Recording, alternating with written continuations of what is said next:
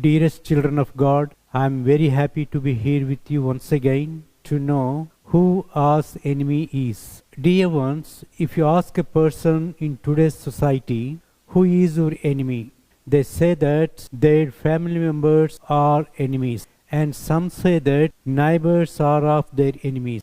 I would like to tell you that there is enmity among people, there is enmity among regions, there is enmity among states, there is enmity among countries, enmity among nations, and enmity in every nook and corner of this world.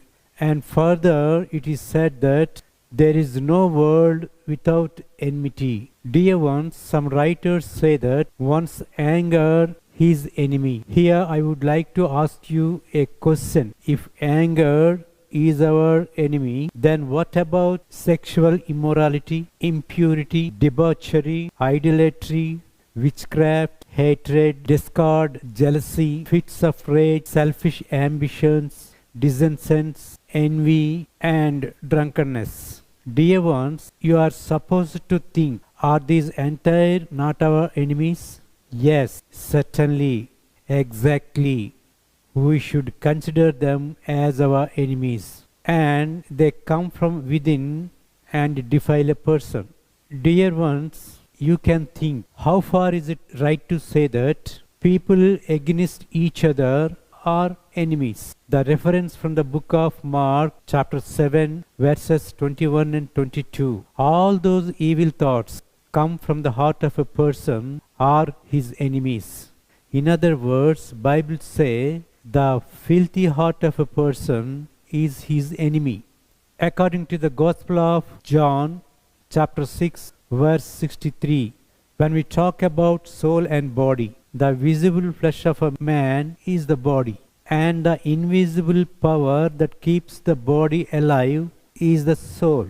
When soul in the body, we call that person with a name, but when one soul leaves the body, we call it as dead body. Dear ones, this is what I have to tell you that about myself, that everyone wants me as long as I am in my body. My wife wants it, my children want it, my relatives want it, my friends want it, and even the devil also wants it. If I am not in my body, no one, including the devil also, needs me.